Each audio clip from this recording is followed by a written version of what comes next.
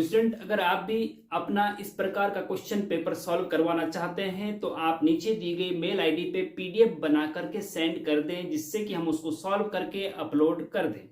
तो स्टूडेंट, अब हम आपके लिए very very important question paper फिर से लेके आए हैं, और ये क्वेश्चन पेपर है diploma semester exam 2021 applied math second का। ओके, तो इसका हमने सेक्शन ए ऑलरेडी सॉल्व कर रखा है स्टूडेंट, उसका डिस्क्रिप्शन में भी लिंक होगा या आई बटन में लिंक होगा। अब हम इसका सेक्शन बी करवाएंगे। सेक्शन बी के वेरी वेरी इंपॉर्टेंट क्वेश्चन करवाने जा रहे हैं। तो चलिए लेक्चर शुरू करते हैं।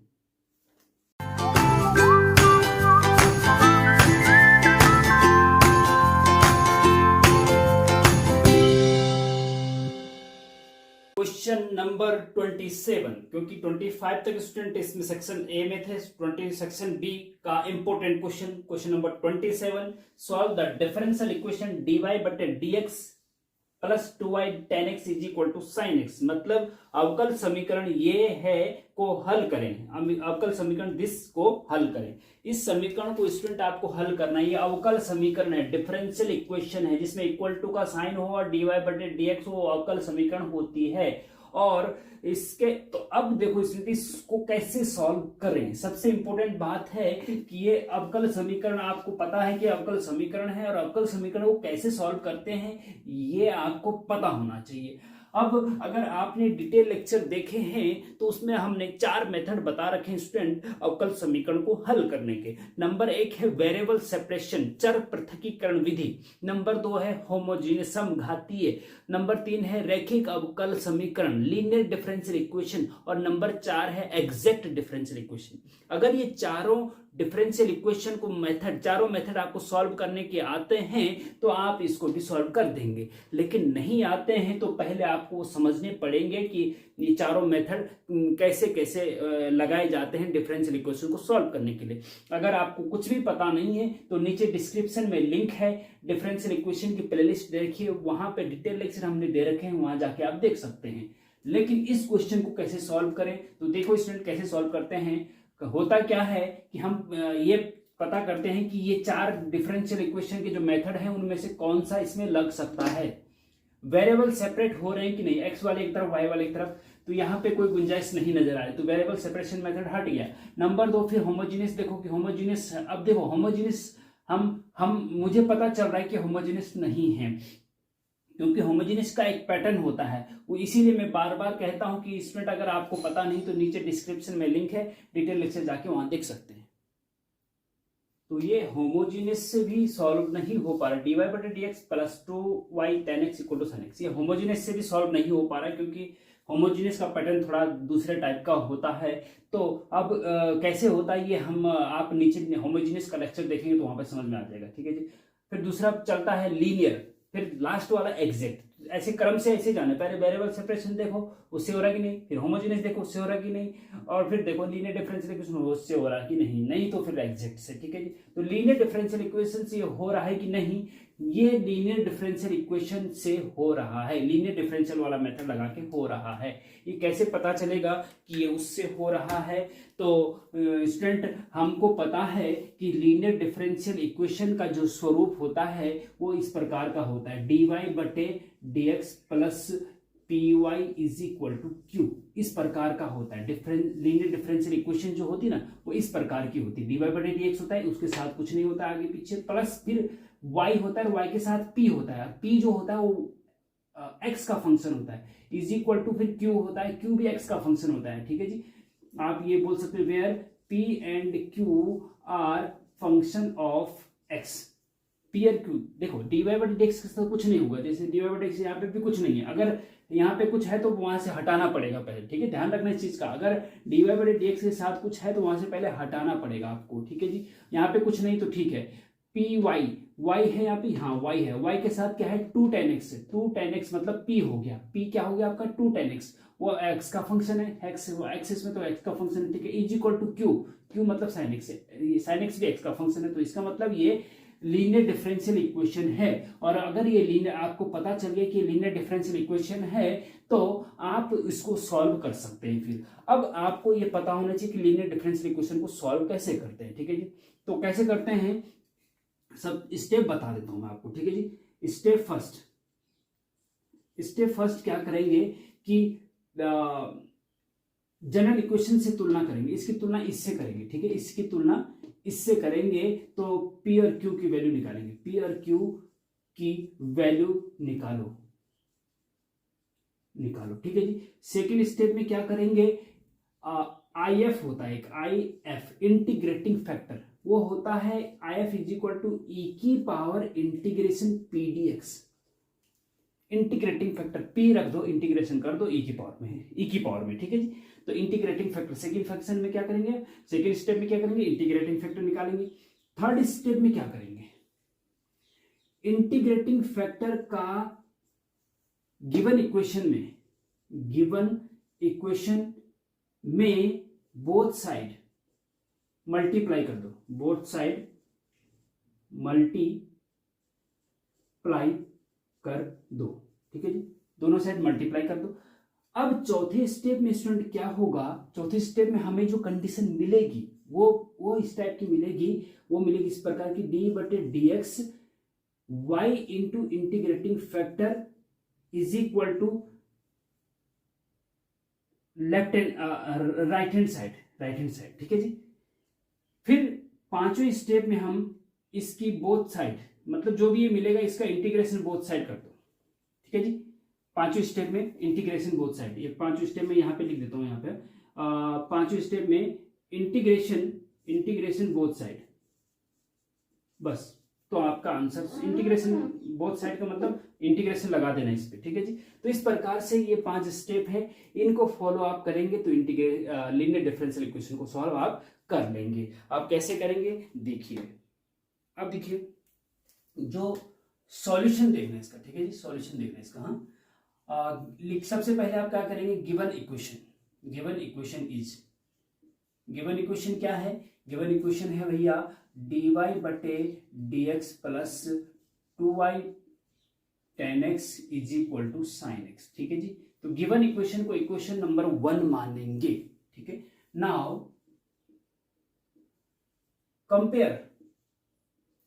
कंपेयर इक्वेशन 1 विथ किससे, इससे लीनियर डिफरेंशियल इक्वेशन का जो जनरल फॉर्म होता है dy बटे dx plus p y is equal to q, इससे कंपेयर करेंगे। गिवन लीनियर जो दी हुई लीनियर डिफरेंशियल इक्वेशन है उसका जनरल फॉर्म जो लीनियर डिफरेंशियल इक्वेशन का, उससे उसकी तुलना करेंगे। ठीक है जी, क्या करेंगे, तुलना करेंगे। ये आपको पता होना चाहिए कि लीनियर डिफरेंशियल इक्वेशन का जनरल फॉर्म ये होता है। ठीक है, अभी जब इसी की तुलना करेंगे तो dy बटे dx की जगह dy बटे dx प्लस की जगह प्लस है पी वाई, y के साथ क्या है p, यहाँ पे y के साथ क्या है 2 tan x, मतलब p की जगह 2 tan x है, तो p बराबर हो जाएगा आपका 2 tan x। इसका ध्यान रखना बहुत इंपॉर्टेंट है। ठीक है जी, 2 tan x, देखो y के साथ क्या है, यहाँ पे p है, यहाँ पे y के साथ क्या है 2 tan x है, तो इसका मतलब p बराबर 2 tan x हो गया। ओके, कॉमा q बराबर, q मतलब राइट हैंड साइड में q है ना, तो यहाँ पे राइट हैंड साइड में क्या है, जो भी है वो q होगा सारा, तो क्या है साइन x है, तो p और q x के फंक्शन होते ही हमने बता दिए। ठीक है जी, फर्स्ट स्टेप हो गया। सेकेंड स्टेप में हम क्या करते हैं, नाउ इंटीग्रेटिंग फैक्टर निकालते हैं। Now integrating factor is equal to होता है e की पावर इंटीग्रेशन p dx, ये होता है जी। ठीक है जी, तो e की पावर इंटीग्रेशन p की जगह क्या रखेंगे, 2 tan x dx रखेंगे। ठीक है जी, इज इक्वल टू 2 तो कांस्टेंट बाहर आ जाता है, अंदर बचा इंटीग्रेशन tan x dx। ठीक है जी, ये हो गया। अब tan x का इंटीग्रेशन यहाँ पे रख दीजिए। अब ये आपको पता होना चाहिए स्टूडेंट कि tan x का इंटीग्रेशन क्या होता है। हमने tan x के भी इंटीग्रेशन के भी डिटेल लेक्चर ऑलरेडी बना रखे हैं। आप हमारे चैनल की प्लेलिस्ट में जाएंगे तो डेफिनेट इंटीग्रेशन की एक अलग प्लेलिस्ट है और इनडेफिनेट इंटीग्रेशन की एक अलग प्लेलिस्ट है, उसमें 10-10, 12-12 लेक्चर हैं, उनको क्रम से आप देखेंगे तो इंटीग्रेशन पे समझ में आ जाएगा। अब tan x का इंटीग्रेशन आपको पता होना चाहिए। tan x का इंटीग्रेशन होता है log sec x। ठीक है जी, तो e की पावर 2 तो अपनी जगह बाहर है, इंटू tan x का इंटीग्रेशन होता है log sec x। ये आपको पता होना चाहिए, तभी आप रख सकते हैं यहाँ पे, है ना, तभी रख सकते हैं ना, हाँ ठीक है, तभी रख सकते हैं। ओके, अब चलते हैं नेक्स्ट पे।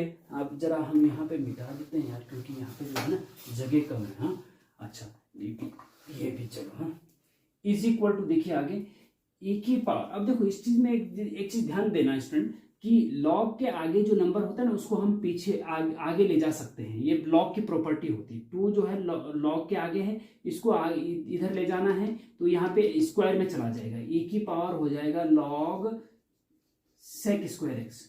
ये 2 जो यहाँ पे होता है ना इसको पावर में ले जा सकते हैं आगे। ठीक है जी, ये लॉग की प्रॉपर्टी है, ये भी आपको पता होना चाहिए। नहीं पता तो भाई बता दीजिए कि नहीं पता, तो हम लॉग पे डिटेल लेक्चर बना देंगे कि लॉग की एक एक प्रॉपर्टी बहुत जरूरी है, क्योंकि हर जगह लॉग की प्रॉपर्टी का आपको कहीं ना कहीं जरूरत पड़ती है। ठीक है जी।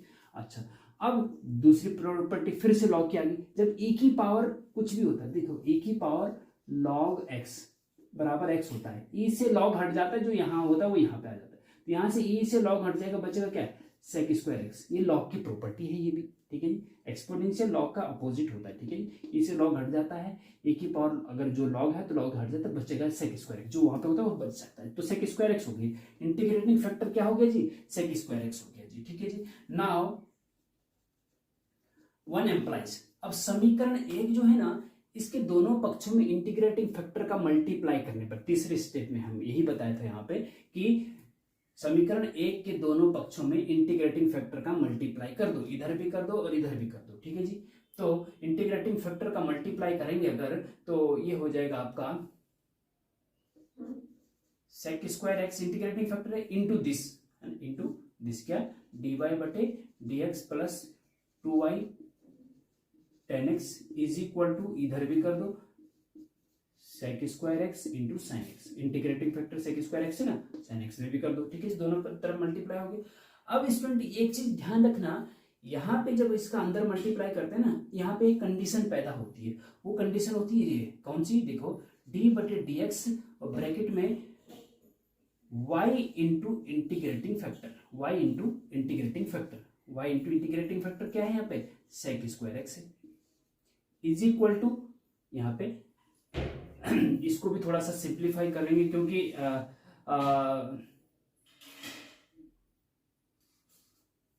चलो फिलहाल sec square x into sine X ही रहने दीजिए। चलो ठीक है। अच्छा, अब देखिए ये जो है हमेशा ऐसा बन जाता है। ठीक है जी। अच्छा, जब मल्टीप्लाई करते हैं ना, जब इंटीग्रेटिंग फैक्टर का मल्टीप्लाई करते हैं लेफ्ट साइड, वो हमेशा D by D x bracket में y इंटू इंटीग्रेटिंग फैक्टर बन जाता है, हमेशा बनेगा। जब आप इंटीग्रेटिंग फैक्टर का लेफ्ट साइड मल्टीप्लाई करेंगे तो हमेशा ऐसी कंडीशन बनेगी, ये याद रखना। आप चाहो तो रफ पे करके देखिए, इसका मल्टीप्लाई अंदर करके देखो और आपको उसको कंबाइन करके देखेंगे तो डी बटे डी एक्स ब्रैकेट में y इंटू इंटीग्रेटिंग फैक्टर मतलब सेक स्क्वायर एक्स। अब इसको फर्स्ट फंक्शन सेकंड फंक्शन लगा के डिफरेंशिएशन करो तो यही मिलेगा जी, आपको यही मिलेगा, हर बार ऐसा ही होगा। तो डी बटे जो भी इंटीग्रेटिंग फैक्टर मल्टीप्लाई करने के बाद जब बनता है वो ये बन जाता है, कंबाइंड करके ये बन जाता है। चाहो तो आप इसका डिफरेंशिएशन करके देख लीजिए, यही आएगा।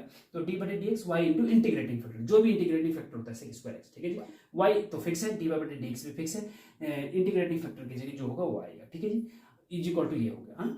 अब इंटीग्रेटिंग फैक्टर का मल्टीप्लाई कर दिया और ये चौथा स्टेटमेंट ये ऐसा बन गया। ठीक है जी, अब बोथ साइड इंटीग्रेशन करने पर, बोथ साइड इंटीग्रेशन करो, इसका भी इंटीग्रेशन करो और इसका भी इंटीग्रेशन, और इंटीग्रेशन करने के बाद c लगता है, यहाँ dx लगता है, यहाँ पे भी dx लगता है। ठीक है जी। अब स्टूडेंट ये चीज ध्यान रखना, बहुत इंपॉर्टेंट बात बता रहा हूं मैं आपको कि इंटीग्रेशन d बटे डी एक्स और dx, ठीक है जी, d बटे dx और इंटीग्रेशन, ये डिफरेंशिएशन इंटीग्रेशन का उल्टा होता है। तो जब डिफरेंशिएशन इंटीग्रेशन एक साथ हो तो इंटीग्रेशन से डिफरेंशिएशन हट जाता है, जो फंक्शन होता है वो शेष बचता है बस। ठीक है जी, जब डी बटे डी एक्स है इंटीग्रेशन, तो इंटीग्रेशन से डी बटे डी एक्स हट जाएगा, बचेगा क्या, केवल ये बचेगा y into sec square x, ये बचेगा। बहुत इंपॉर्टेंट, ध्यान देना इस चीज को। हाँ, इज इक्वल टू, अब इसको देखो साहब, अब इसको कैसे देखेंगे, इसको कैसे देखेंगे, देखिएगा, इसको देखना ये है कि हमें ये इंटीग्रेशन टाइप में आना चाहिए, हमें इसका इंटीग्रेशन पता होना। Sec square x into sine x का डायरेक्ट इंटीग्रेशन नहीं था, फर्स्ट फंक्शन सेकंड फंक्शन में लगा हो तो गड़बड़ हो सकता है। तो देखे इसको आप देखो ऐसा भी तो कर सकते हैं इसको कि जो ये सेक स्क्वायर एक्स है ना, sec square x into sine x है ना ये, तो इसको आप ऐसा भी तो कर सकते हैं। पता होना चाहिए आपको किसका इंटीग्रेशन आपको पता है, ये आपको पता होना चाहिए। अब देखो इसको सेक एक्स इंटू, इसको आप ऐसा करो, sorry sec square x into sine x है ना, तो ये हो जाएगा आपका 1 cos square sec square x का उल्टा 1 सेक स्क्वायर एक्स बराबर 1 कॉस स्क्वायर एक्स होता है इंटू साइन एक्स। ठीक है जी, ओके। अब इसको साइन एक्स तो अपनी जगह पे है, अपॉन में इसको cos x into cos x कर दो। ठीक है जी, कॉस स्क्वायर एक्स को cos x into cos x कर दो। साइन बटे कॉस क्या होता है, चलो 1 कॉस तो होता है आपका सेक एक्स इंटू साइन बटे कॉस क्या होता है टेन एक्स। तो कुल मिला के सेक एक्स टेन एक्स हो गया। और सेक एक्स टेन एक्स का इंटीग्रेशन स्टूडेंट सेक एक्स होता है, ये हमें पता होना चाहिए, ये हमें क्या होना चाहिए, पता होना चाहिए। तो इसको सिंप्लीफाई करने के बाद हमें जो मिला है स्टूडेंट, वो मिला है sec x into tan x d x. ठीक है जी, इसको सिंप्लीफाई करके ये मिलेगा sec x into tan x. ये हमने ऐसा इसलिए बनाया क्योंकि sec x into tan x, sec x tan x का इंटीग्रेशन हमें पता है, sec x into tan x का इंटीग्रेशन हमें पता है। तो इसका इंटीग्रेशन हो जाएगा स्टूडेंट, चलो यहाँ पे, अच्छा यहाँ पे कर देते हैं, इसको आगे बढ़ाते हैं, नीचे जगह नहीं, एम्प्लाइज ये आपका y इंटू सेक स्क्वायर, हाँ प्लस सी जरूर कर देना भैया, हाँ y into sec square x is equal to sec x into tan x का इंटीग्रेशन स्टूडेंट सेक एक्स होता है, क्योंकि सेक एक्स का differentiation sec x tan x होता है, इसलिए सेक एक्स टेन एक्स का इंटीग्रेशन सेक एक्स होता है। ये आपको पता होना चाहिए, इसका कोई और दवा नहीं है, कोई और दवा बनी नहीं है दुनिया में। कोई ऐसा नहीं कि मैं पुड़िया बना के तुम्हारे मुंह में डाल दूं या यूट्यूब पे डाल दूं, आप पी ले वहीं से, तो ऐसा संभव नहीं है। हाँ, तो ये आपको याद ही करना पड़ेगा कि sec x into tan x का इंटीग्रेशन सेक एक्स होता है जी। ठीक है जी, और प्लस सी तो अपनी जगह पे ही। अब यहाँ से बस यही आपका आंसर है, चाहो तो आप इसको सेक स्क्वायर को बटे में वाई बराबर, हाँ जी अच्छा ठीक है।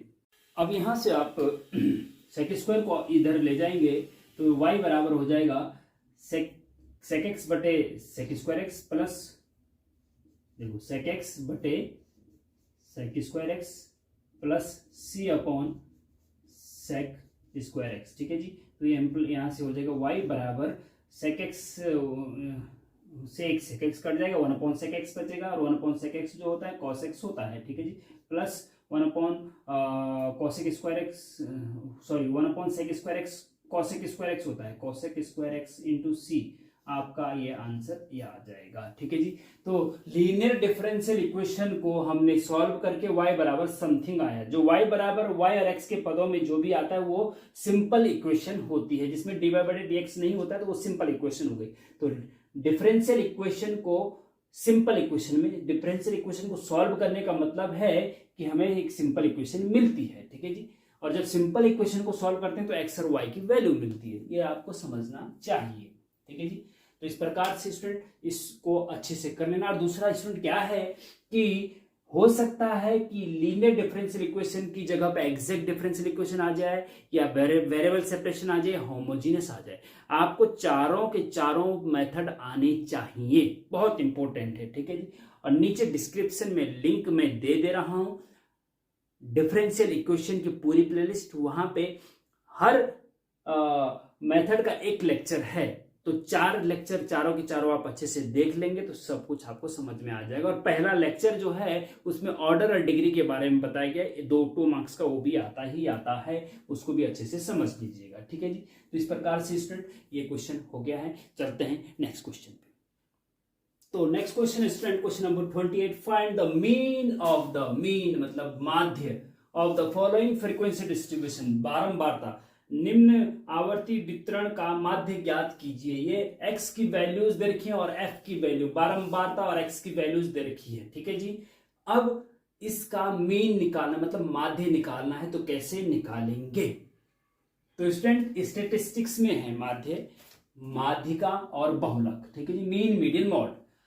माध्य निकालने का ग्रुप डाटा अनग्रुप डाटा का मेथड दूसरा होता है, ग्रुप डाटा का दूसरा, जिसमें एफ शामिल हो जाता है। जब केवल एक्स की वैल्यूज दे रखी तो उसको अनग्रुप डाटा कहते हैं। उसके लिए तो भैया माध्य निकालने का सूत्र है एक्स बराबर समेशन एक्स बटे एन। लेकिन अगर ग्रुप डाटा है, ग्रुप डाटा का मीन्स जब एक्स के साथ साथ एफ भी दिया हो तब उसको ग्रुप डाटा कहते हैं। और ग्रुप डाटा का सबसे शुरुआती सूत्र होता है एक्स बार मतलब माध्य। हाँ, एक्स बार को माध्य को एक्स बार से डिनोट करते हैं और वो है सिंपल फॉर्मूला, प्रत्यक्ष विधि जिसको बोलते हैं, direct method, summation F x upon summation F.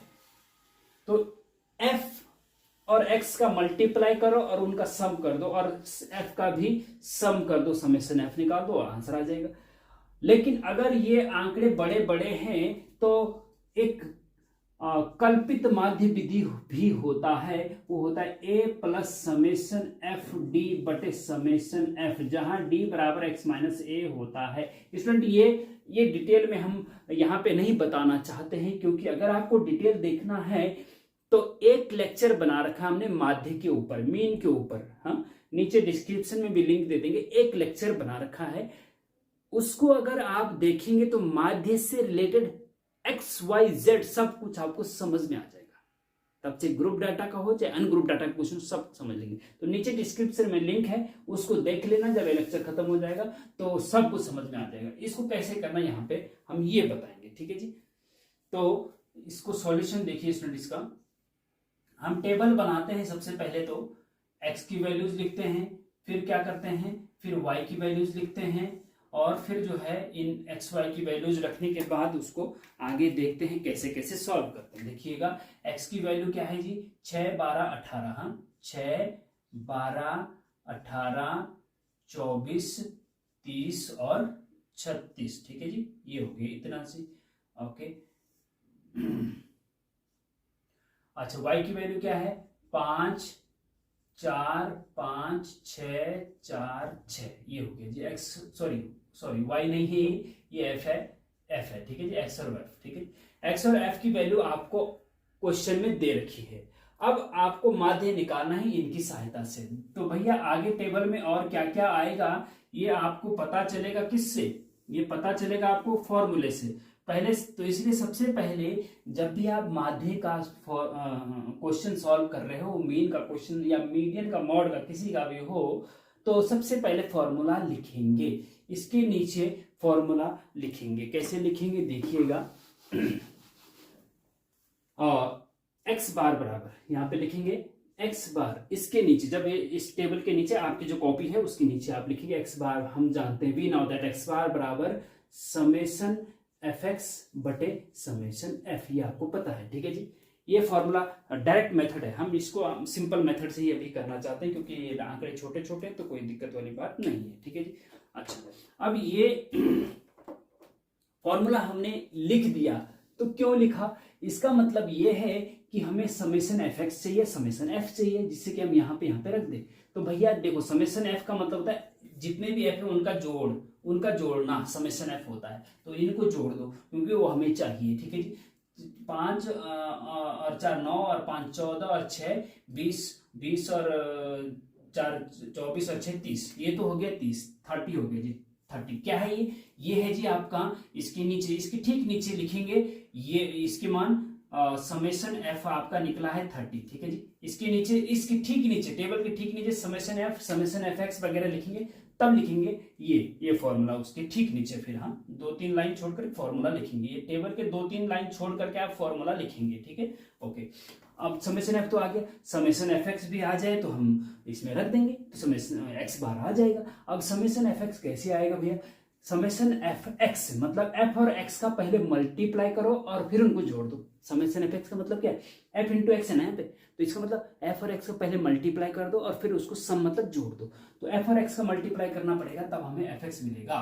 F x कैसे मिलेगा, एफ एक्स मतलब एफ और x, F into x, F और एक्स का मल्टीप्लाई, देखो एफ और एक्स का 6 और 5 का मल्टीप्लाई, 6 पंजे 30 हो गया जी, 12 चौको 48 हो गया जी, 18 पंजे 90 हो गया जी, और 24 छक्का कितना होता है, 6 चौको 24, छः नहीं, 24 छक्के पता नहीं है तो 6 चौको 24 का 4 लिखो, और 6 दूना 12 और 2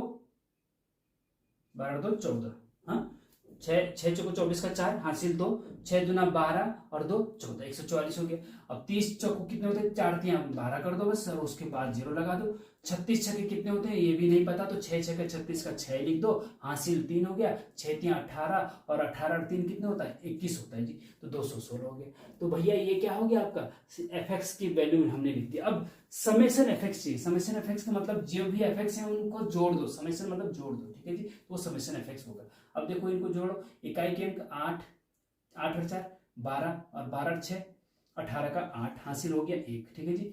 अब देखो दहाई के अंक 4 और 3 7, और 7 9 और 7 16, हाँ 16 और 4 20, 20 और 2 22 और 23 1 हासिल, 24 का 4 हासिल हो गया 2, ठीक है जी। अब तीसरा अंक, हाँ तीसरा अंक इधर तो है नहीं, इधर इधर है ना, 1 और 1 2 और 2 4 और 2 हासिल हो गया 6, तो 648 जो हो भैया आपका समेशन एफ एक्स आ गया। तो समेशन एफ एक्स क्या आया आपका, 648 आया। क्या आया, 648 आया। अब इसको इसमें रख दीजिए। तो अब जो है नाउ, अब उसके नीचे जब ये लिख दिया आपने, तब लिखिए नाउ एक्स बार बराबर, मतलब माध्य का फॉर्मूला ही है, एक्स बार बराबर समेशन एफ एक्स बटे समेशन एफ। ये आपको याद होना चाहिए, तभी आप कर पाएंगे, नहीं तो कुछ नहीं करें तब तो टेबल भी नहीं। अब इसके आगे टेबल जो हमने आगे बढ़ाई थी, हमने सोचा 1-2 कॉलम और बनेंगे, इसलिए थोड़ा आगे किया था, ये जरूरत नहीं है, बस यहीं पे इसकी एक ही एक्स्ट्रा टेबल बनी है, तो ऑलरेडी दे रखे दो, एक टेबल एक कॉलम और बन गए बस मात्र। हाँ, तो एक्स बार बराबर भैया क्या होता है, ये होता है is equal to summation F x की वैल्यू 648 है जी, और बटे समेशन एफ की वैल्यू 30 है जी। अब इसको सिंप्लीफाई कर दो, 3 से भी कट रहा है भैया ये, हाँ कितने से कट रहा है, 3 से इसको काटेंगे तो 3 10 से 30, हाँ 3 से इसको काटेंगे तो भैया 3 दूना 6 हो गया, और 4 3 एकम 3 हो गया, 1 बचा 18, 3 छक्के 18, तो भैया आपको क्या बचा, 216 बटे 10 बचा, ठीक है जी। अब 10 से इसको डिवाइड करेंगे तो 21.6 आ जाएगा आपका आंसर, ठीक है जी, ये आपका आंसर आ गया। आप चाहो तो सिंपल कैलकुलेटर आपको अलाउड होता है, अगर आप नहीं कर पाए तो डायरेक्ट 648 बटे 30 उसमें टक टक करके सीधे डिवाइड कर सकते हैं, सिंपल कैलकुलेटर आपको अलाउड होता है। तो 21.6 इसका आंसर आ गया, ठीक है। इस प्रकार से इसको करेंगे, और डिटेल लेक्चर इसका जानना है तो नीचे डिस्क्रिप्शन में लिंक है।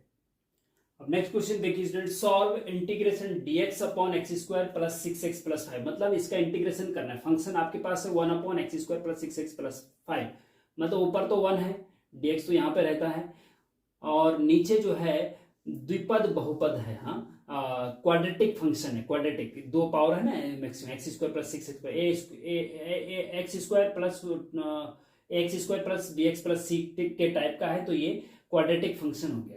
अब क्वाड्रेटिक फंक्शन जब अपॉन में होता है, ऐसा अगर ये ऊपर होता तब इसका integration x square plus 6x plus 5 और उसका इंटीग्रेशन बोला जाता है, तो भैया तब तो अगर ये ऊपर अंश में होता तब तो इसका इंटीग्रेशन सिंपल था, एक्स स्क्वायर का इंटीग्रेशन एक्स की पावर 3, एक पावर बढ़ जाती बटे 3, प्लस 6 इंटू एक्स का एक्स स्क्वायर बटे 2 और प्लस 5 का 5x हो जाता है, इंटीग्रेशन हो गया, ठीक है जी।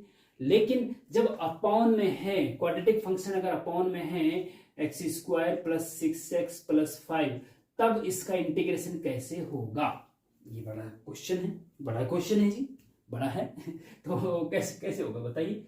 अब ऐसा है कि अपॉन में जब क्वाड्रेटिक फंक्शन होता है स्टूडेंट, तो इसका हमारे पास कोई डायरेक्ट फॉर्मूला नहीं है कि हम इसका इंटीग्रेशन निकाल सके, ठीक है जी।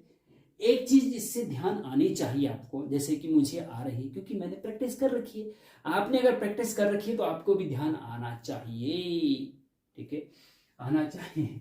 तो कैसे आएगा, देखो ऐसा होता है स्टूडेंट कि अगर आप इसको इस प्रकार से बना सको, किस प्रकार से, X square plus A square 1 upon X square plus A square, तो इसका जो इंटीग्रेशन होता है ना वो होता है 1 upon A tan inverse x upon A, 1 upon X square plus A square का इंटीग्रेशन 1 अपॉन ए tan इनवर्स एक्स अपॉन ए होता है। अगर माइनस आ जाए तो दूसरा फॉर्मूला है, और ए स्क्वायर माइनस एक्स स्क्वायर तो दूसरा फॉर्मूला। इसका भी हमने डिटेल लेक्चर ऑलरेडी बना रखा है, आप इंडेफिनिट इंटीग्रेशन की प्लेलिस्ट में जाके इसको देख सकते हैं, नीचे डिस्क्रिप्शन में लिंक दे रखा है। अगर ये इस प्रकार का बन जाता है तो 1/a का फॉर्मूला लग सकता है। तो इसके लिए हमें इसको परफेक्ट स्क्वायर बनाना पड़ता है, पूर्ण वर्ग बनाना, परफेक्ट स्क्वायर। अब आप बोलेंगे जी परफेक्ट स्क्वायर क्या क्या भला है भैया, तो ये तो पता होना चाहिए कि परफेक्ट स्क्वायर क्या होता है।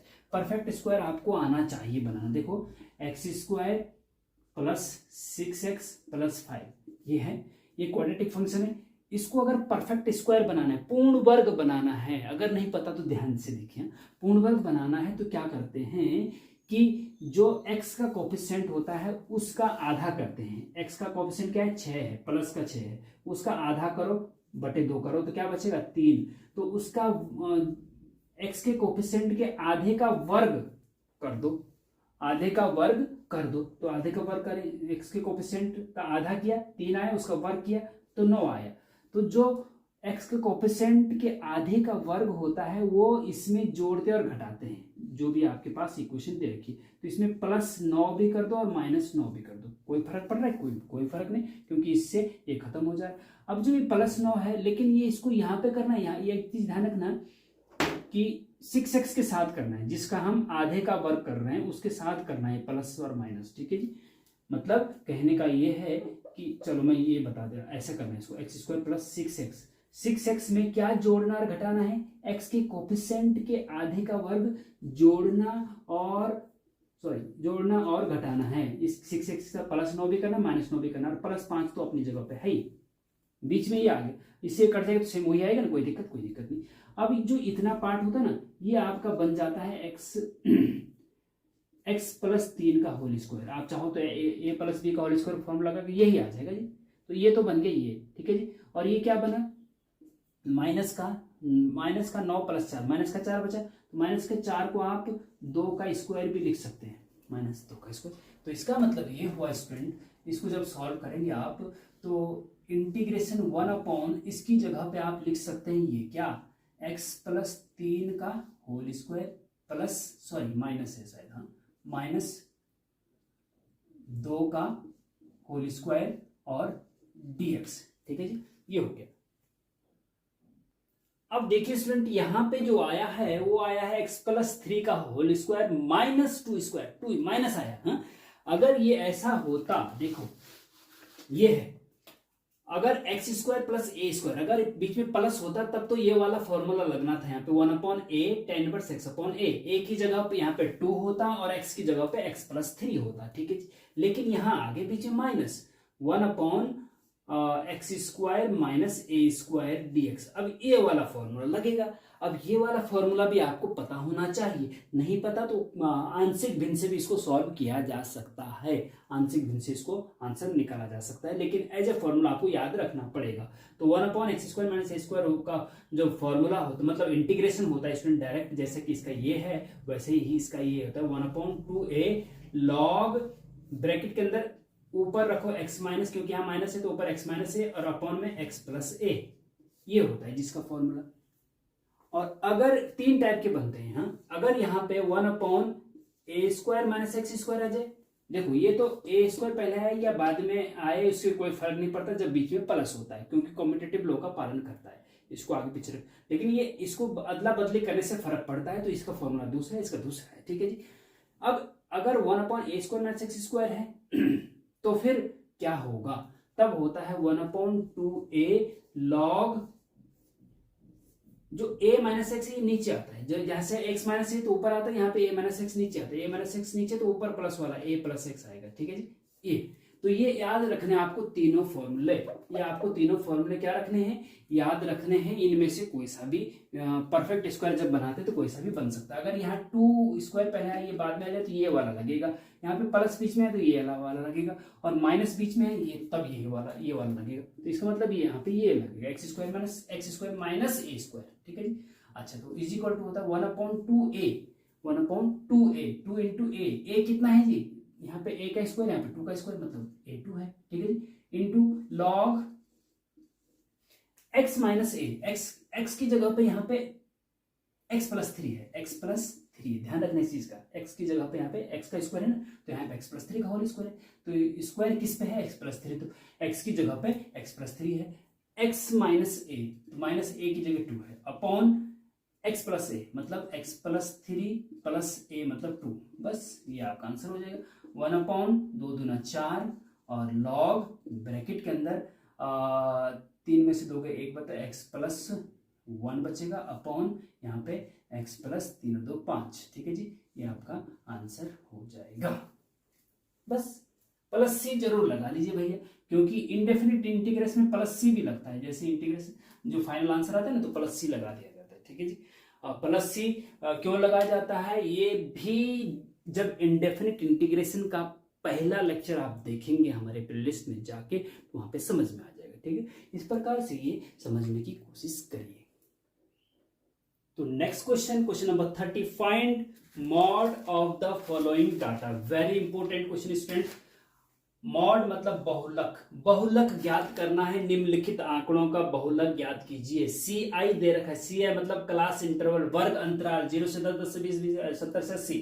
फिर उसके नीचे FF मतलब बारंबारता, फ्रीक्वेंसी 5, 15, 20, 5। ठीक है जी, तो क्लास इंटरवल और फ्रीक्वेंसी दे रखी है, आपको बहुलक निकालना है। तो वही बात है कि बहुलक के भी अनग्रुप डाटा और ग्रुप डाटा। जब F दे रखा होता तो मतलब ग्रुप डाटा, ग्रुप डाटा का बहुलक कैसे निकाला जाता है और अनग्रुप डाटा का बहुलक कैसे निकाला जाता है, इसका डिटेल लेक्चर हमने बहुलक पे एक वीडियो बना रखी है।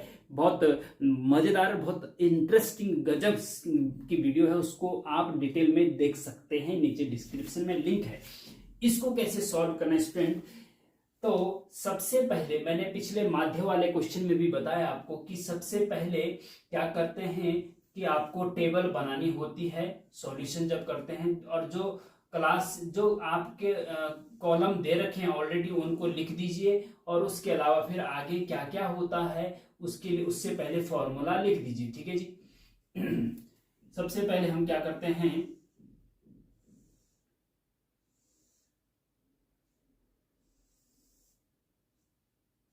टेबल बनाते हैं। ठीक है जी, अब टेबल में और कॉलम क्या है, 2 कॉलम तो ये आएंगे है ना जी, 2 कॉलम तो ये आएंगे जो क्वेश्चन में दे रखे हैं, लेकिन उसके अलावा और क्या क्या आएंगे कैसे पता चलेगा, तो बताते हैं। ठीक है, सबसे पहले जो दे रखा है 2 कॉलम उनको लिख दीजिए।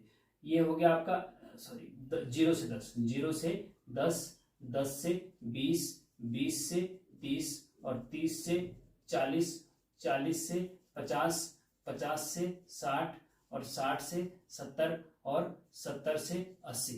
चलो यहीं पे ये खत्म हो रहा है, तो नीचे बनाने की ज्यादा जरूरत है नहीं। ठीक है जी, अच्छा फ्रीक्वेंसी 5, 10, 5, 15, 0 से 10 के सामने क्या है 5, 5, 15, 20, 20, 32, 14, यहां देख रहा हूं मैं ऊपर, हाँ 14, 14, 5। ठीक है, आप गलती से गलत मत भर देना। ठीक है जी, इसको जरा सावधानी से भरना होता है। अच्छा जी, अब इतना तो भैया हो गया है, इसको जरा मिटा देते हैं नीचे का, क्योंकि हमें इतना ही चाहिए। इतना क्या, थोड़ा नीचे तक तो चाहिए, सम भी तो करना है, सम भी तो करना होगा ना। चलो ये हो गया साहब। अब करना क्या है, 2 कॉलम तो ऑलरेडी हैं इसमें, अब तीसरा कॉलम कौन सा आएगा, चौथा कौन सा आएगा, पांचवा कौन सा आएगा, पता नहीं भैया। तो हम क्या करते हैं कि इसके नीचे 2-3 लाइन छोड़ करके फॉर्मूला लिख देते हैं। सबसे पहले फॉर्मूला लिख देते हैं, मॉड का फॉर्मूला। तो मॉड बराबर फॉर्मूला लिख देते हैं, मॉड MO से या MODE लिख दो। मॉड बराबर होता है स्टूडेंट, हाँ ध्यान देना, ग्रुप डाटा के लिए मॉड का फॉर्मूला क्या होता है आपको पता होना चाहिए, वेरी इंपॉर्टेंट है। ठीक है जी, मॉड बराबर होता है L1 प्लस स्मॉल ब्रैकेट शुरू F माइनस F1 बटे 2F minus F1 minus F2 bracket बंद इंटू H कर दो। ठीक है जी, बहुत इंपॉर्टेंट है। कहीं कहीं पे बुक्स में आपको F0 भी दिखेगा, F की जगह पे F0 दिखेगा, F1 और F2 दिखेगा इस टाइप से, तो उसमें कंफ्यूज नहीं होना है। कहीं पे F0 लिख देते, कहीं पे F1 लिख देते, कहीं F लिख, तो जो मैं लिखता हूं मैं F1 F2 लिखता हूं। ठीक है जी, अब उसमें F क्या है, F1 क्या, F2 क्या, F3 क्या है, वो अभी हम बताएंगे। ठीक है जी, अच्छा तो मॉड का फॉर्मूला लिख देते हैं सबसे पहले। अच्छा जी, ओके इतना हो गया। अच्छा, अब इसमें कॉलम दूसरा बनाने की जरूरत नहीं पड़ती है जी। ठीक है, एक चीज और क्लियर हो गई यहाँ पे, क्यों नहीं पड़ती है, क्योंकि इसमें जो इसके नीचे जो लिखेंगे, हाँ वो मैं यहाँ पे लिख रहा हूँ, जो इसके नीचे लिखेंगे वो मैं यहाँ पे लिख रहा हूँ। इसमें आपको कॉलम तीसरा चौथा कॉलम बनाने की जरूरत नहीं पड़ती, जो दे रखा है, बल्कि इसको भी लिखने की जरूरत नहीं थी, मैंने गलती से लिख दिया क्योंकि क्वेश्चन में जो था उसी को करना था। तो कॉलम, दो कॉलम जो दे रखे वो लिख दिए। अब हम सबसे पहले बहुलक वर्ग ढूंढते हैं, मॉड क्लास ढूंढते हैं। ये जो क्लास है ना 0 से 10, 10 से 20, इसमें से मॉड क्लास कौन सा है? मॉड क्लास ढूंढना बहुत इंपॉर्टेंट है भैया। मॉड क्लास मतलब बहुलक वर्ग कौन सा है, बहुलक वर्ग कौन सा है। अगर ये पता चल गया तो ये सब चीजें पता चल जाएगी, F1 F2 H क्या होता है, L1 क्या है, सब पता चल जाएगा। ठीक है जी। तो सबसे पहले बहुलक वर्ग मॉड क्लास कौन सी है, मॉड क्लास कौन सी है। अब मॉड क्लास कौन सी होती है? जो फ्रीक्वेंसी आपको दे रखी है ना, ध्यान से सुनना, ध्यान से सुनना, जो फ्रीक्वेंसी आपको दे रखी है उसमें जो मैक्सिमम फ्रीक्वेंसी है वो कौन सी है? इसमें मैक्सिमम फ्रीक्वेंसी 32 है, ये है जी। इसके सामने वाला जो वर्ग अंतराल होता है उसको ही मॉड क्लास बोलते हैं, बहुलक वर्ग कहते हैं। इसका मतलब मॉड क्लास हो गया 40 से लेकर 50 तक का, मॉड क्लास हो गया 40 से लेकर 50 तक का। ठीक है, ध्यान देंगे, बहुत इंपॉर्टेंट है। तो मॉड क्लास क्या हो गया? ये हो गया जी। कौन सा होता है मॉड क्लास? मैक्सिमम फ्रीक्वेंसी के सामने का वर्ग अंतराल मॉड क्लास होता है। ठीक है, तो 40 से 50 क्या हो गया? Mod class. ठीक है, अब मॉड क्लास पता चल गया। अब L1 क्या होगा? देयरफॉर L1 बराबर, L1 होता है मॉड क्लास की निम्न सीमा, ये L1 है, और अपर सीमा जो होती है L2 होती है। तो L1 हो गया आपका 40। ठीक है जी, ध्यान देना, हाँ ध्यान देना, बहुत इंपॉर्टेंट। और अब F क्या होता है? F जो होता है वो मॉड क्लास के सामने की फ्रीक्वेंसी, जो मैक्सिमम फ्रीक्वेंसी होती है वही F होती है, वो है आपका 32। ठीक है जी। F1 क्या है? F1 जो होता है मॉड क्लास के ठीक पहले वाले वर्ग के सामने की, ये तो हो गया आपका F। ठीक है जी। F1 क्या होता है? मॉड क्लास से ठीक पहले वाले वर्ग अंतराल के सामने की फ्रीक्वेंसी, ये वाली, ये होता है F1। तो यहाँ पे 20 हो गया आपका F1। ठीक है जी। और F2 क्या है जी? मॉड क्लास की ठीक बाद वाले वर्ग अंतराल के सामने की फ्रीक्वेंसी, ये होता है आपका F2। ध्यान देना, इसको बहुत इंपॉर्टेंट है। F बीच में, उससे पहले F1 और उस F के बाद F2। ठीक है जी, पहले F1 बाद में F2 बीच में F। ठीक है, ये ध्यान रखना। हाँ बस, और कुछ नहीं करना, सब क्वेश्चन में यही होगा, जो भी इस टाइप का क्वेश्चन होगा। डाटा कुछ भी हो सकता है, 15 की जगह 25 हो सकता है, कोई दिक्कत नहीं। 10 और 20 की जगह 5 से 10 और 10 से 15 भी हो सकता है, कोई दिक्कत नहीं, लेकिन प्रोसेस यही है। ठीक है, तो F2 हो गया आपका 14। ठीक है जी, F2 14 हो गया। और H भी चाहिए भैया, H, हाँ H बराबर, H बराबर जो होता है ना, ये वर्ग अंतराल जो होता है, इनका डिस्टेंस कितना है? 0 से 10 के बीच कितना? 10 है। 10 से 20 के बीच 10 का अंतराल है, तो इसका मतलब H 10 है। H क्या है? 10 है। ठीक है, ध्यान देना, बहुत इंपॉर्टेंट है। H क्या है? 10 है। अब जब पता चल गया आपको कि ये सब इन मॉड का जो फॉर्मूला है वो ये आपको याद होना चाहिए। हाँ, ये आपको याद होना चाहिए। अगर ये याद है तो फिर आपको मॉड क्लास निकालना आ गया, तो वहां से L1 और F1 F2 सब निकल गया। सब निकलने के बाद देयरफॉर इसके नीचे लिखेंगे, देयरफॉर मॉड बराबर L1 plus F minus F1 बटे 2F minus F1 minus F2 into H, और इसमें मान रख दीजिए। तो इज इक्वल टू L1 क्या है भैया? 40 है, प्लस ब्रैकेट शुरू F कितना है जी? 32, माइनस F1 कितना है जी? 20 है जी, अपॉन 2 इंटू F कितना है जी? 32, माइनस F1 कितना है जी? 20, माइनस F2 कितना है जी? 14, ब्रैकेट बंद कर दो, इंटू H कितना है जी? 10। बस इसको सॉल्व कर, इसको तो सॉल्व कर ही सकते हो ना भाई, नहीं कर सकते क्या? ओके, चलो हम करते हैं। 40 प्लस, अब ब्रैकेट का सॉल्व को 32 में से 20 घटा दो, 32 में से 20 घटाएंगे तो 12 बचता है ना, अपॉन 32 दूना कितना होता है? 64 होता है जी, माइनस 20 और 14 माइनस के दोनों जोड़ दो तो ये हो जाएगा 34, इंटू आपका 10 तो है ही। ठीक है जी। अच्छा, इज इक्वल टू 40 प्लस, अब देखो ब्रैकेट के अंदर क्या घट रहा है, 12 तो है ही, 64 में से 34 घटा दीजिए तो 4 में से 4 के 0 बचता है, 6 में से 3 के 3, तो 30 बटे 12 बटे 30 आ गया। ठीक है जी। अब 12 बटे 30 जो आया है इसको सिंप्लीफाई कर लो, या कैलकुलेटर से कर लो, जो सिंपल कैलकुलेटर आपको अलाउड होता है उससे कर सकते हैं आप। तो देखो इसको हम यहाँ पे कर रहे हैं, ध्यान देना है, इसको हम यहाँ पे कर रहे हैं क्योंकि यहाँ पे नीचे जगह नहीं है। चलो यहाँ पे आगे कर देते हैं। Okay, is equal to 40 plus, अब ये 10 है ना, ब्रैकेट खोलेंगे तो 10 का मल्टीप्लाई 12 के साथ हो जाएगा, तो ये 120 हो जाएगा, 120/30 हो जाएगा, ठीक है जी। और 0 से 0 कटेगा, 3 चौको 12, और इज इक्वल टू 40 में 4 जोड़ दो तो 44 आपका आंसर आ जाएगा भैया, ठीक है। तो बहुलक आपका 44 आया है। और देखो एक चीज ध्यान रखना स्टूडेंट, जो ये 44 आया है ना, ये बहुलक वर्ग के बीच में पढ़ना चाहिए। तो बहुलक वर्ग 40 से 50, 44 इसी के बीच में पड़ता है जी। इसका मतलब हमारा आंसर सही आया है, इसका मतलब हमारा आंसर सही आया है। तो इस प्रकार से स्टूडेंट समय ज्यादा हो गया है, लेक्चर लेंथी हो गया है, तो इसका सेक्शन बी का एक क्वेश्चन और रह गया है, gamma function, very very important. Gamma function, gamma function का क्वेश्चन। उसके बाद सेक्शन सी में है कोटि सह संबंध गुणांक, रैंक कोरिलेशन, वेरी इंपॉर्टेंट। उसके बाद है सिम्पसन 1/3 रूल, वो बैंक, वेरी इंपॉर्टेंट। ये तो भैया जो 3 क्वेश्चन बचे वेरी वेरी इंपॉर्टेंट है। इसका जो थर्ड पार्ट है उसमें हम बता देंगे, नीचे डिस्क्रिप्शन में भी हम इसका लिंक दे देंगे थर्ड पार्ट का, उसको जरूर देखना, बहुत इंपॉर्टेंट है, ठीक है। तो मिलते हैं नेक्स्ट सेक्शन। तो स्टूडेंट ध्यान रखिए कि अगर आप नए हैं तो सब्सक्राइब चैनल को जरूर कर दीजिए, और लाइक दबाने में क्या जाता है, दबा दीजिए। आपको अगर वीडियो लेक्चर पसंद आ रहा है तो लाइक का बटन दबा देंगे, हमारा उत्साह बढ़ता है उससे, इससे हम और अच्छे अच्छे लेक्चर आपको देते हैं। और अगर पसंद नहीं भी आ रहा है तो ये वाला भी है, उसमें अनलाइक या डिसलाइक कुछ होता है, उसको ही दबा दीजिए, क्या दिक्कत आ रही, कोई दिक्कत नहीं।